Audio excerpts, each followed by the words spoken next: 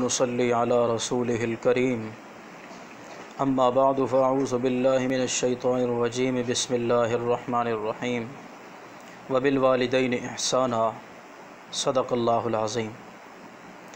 ناظرین کرام، آج ہم کبیرہ گناہوں میں سے ایک کبیرہ گناہ کا ذکر کریں گے۔ آپ صلی اللہ علیہ وسلم نے ایک موقع پہ فرمایا، من الکبائر، کبیرہ گناہوں میں سے ایک گناہ یہ بھی ہے، شتم الرجل والدیہ، انسان کا اپنے والدین کو گالی دینا۔ یہ کبیرہ گناہوں میں سے ایک کبیرہ گناہ ہے۔ صغیرہ گناہ انسان کرے، صغیرہ گناہ چھوٹے گناہوں کو کہتے ہیں، اگر کوئی نیک عمل کرے گا تو اللہ کریم صغیرہ گناہ معاف فرما دیں گے۔ نماز پڑھی، صغیرہ گناہ معاف ہو گئے، روزہ رکھا، صغیرہ گناہ معاف ہو گئے، صدقہ کیا، صغیرہ گناہ معاف ہو گئے۔ اور کبیرہ گناہ وہ ہوتے ہیں کہ جو بغیر توبہ کے معاف نہیں ہوتے۔ جب تک انسان توبہ نہ کرے، شرک ہے اس وقت تک معاف نہیں ہوگا جب تک توبہ نہ کرے، بدعت ہے اس وقت تک معاف نہیں ہوگی جب تک انسان توبہ نہ کرے۔ اسی طرح والدین کو گالی دینا یہ بھی ایک کبیرہ گناہ ہے، جب تک انسان توبہ نہ کرے اس وقت تک اللہ انسان کا یہ گناہ معاف نہیں کرتا۔ تو اللہ کے رسول نے فرمایا کہ کبیرہ گناہوں میں سے ایک گناہ یہ ہے کہ اپنے والدین کو گالی دینا۔ صحابہ کرام رضوان اللہ علیہم اجمعین نے عرض کی، یا رسول اللہ صلی اللہ علیہ وسلم، هل یسب الرجل والدیہ، انسان اپنے والدین کو کس طرح گالی دے گا؟ آج کے معاشرے کا تو ان کو پتہ نہیں تھا نا، اس وقت اپنے وقت کے دور کی وہ بات کر رہے ہیں، اس بات کو وہ بہت بڑا سمجھ رہے ہیں کہ انسان اولاد ہو کے، بیٹا ہو کے، بیٹی ہو کے اپنے والدین کو گالی دے، یہ کیسے ہو سکتا ہے؟ تو اللہ کے رسول نے اس وقت فرمایا کہ انسان دوسرے کے باپ کو گالی دیتا ہے، دوسرے کی ماں کو گالی نکالے گا تو وہ بدلے میں اس کے باپ اور اس کی ماں کو گالی نکالے گا، تو یہ گویا کہ اس نے اپنے والدین کو گالی دی ہے۔ یعنی دوسرے کے ماں باپ کو گالی دینا اس طرح ہے کہ گویا اس نے اپنے والدین کو گالی دی ہے۔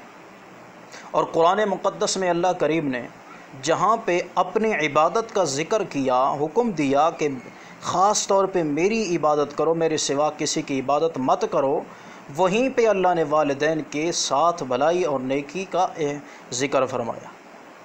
وَقَضَىٰ رَبُّكَ أَلَّا تَعْبُدُوا إِلَّا إِيَّاهُ وَبِالْوَالِدَيْنِ إِحْسَانًا، اللہ رب العزت نے فیصلہ فرمایا ہے کہ اپنا اللہ تعبدوا الا ایاہ، خالصتاً اللہ ہی کی عبادت کرو، وبالوالدین احسانا، اور اس بات کا بھی تمہارے رب نے تمہیں حکم دیا ہے کہ والدین کے ساتھ بھلائی کرو۔ اما یبلغن عندک الکبر احدہما او کلاہما، دونوں میں سے ایک یا دونوں جب بڑھاپے کو پہنچ جائیں، فلا تقل لہما اف، ان کو اف بھی نہ کہو، ولا تنہرہما، ان کو جھڑکو بھی مت، وقل لہما قولا کریما، اور ان کو پیار اور محبت کے الفاظ کے ساتھ ان کے ساتھ بات کرو، ادب کے دائرے میں رہ کر آنکھیں جھکا کے ان کے ساتھ بات کرو۔ تو اللہ نے ادب و احترام کا حکم دیا، والدین کی عزت احسان کرنے کا حکم دیا، فرمایا فلا تقل لہما اف، اف بھی مت کرو۔ اف کا کیا مطلب؟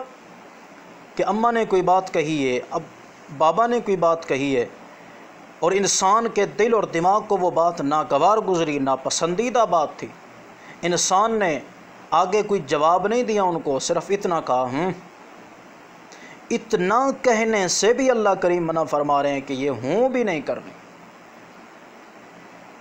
تمہیں بات ناگوار گزری، ماں باپ کے سامنے ہوں بھی نہیں کرنی۔ اور آج معاشرے میں دیکھ لو بھائیو، دوستو، احباب، آج معاشرے میں دیکھ لو، اف تو دور کی بات ہے، جھڑکنا تو دور کی بات ہے، آج ماں باپ کو دھکے لگ رہے ہیں، ماں باپ کو گالیاں دی جا رہی ہیں، ماں باپ کو مارا جا رہا ہے، ماں باپ کو گھر سے نکالا جا رہا ہے۔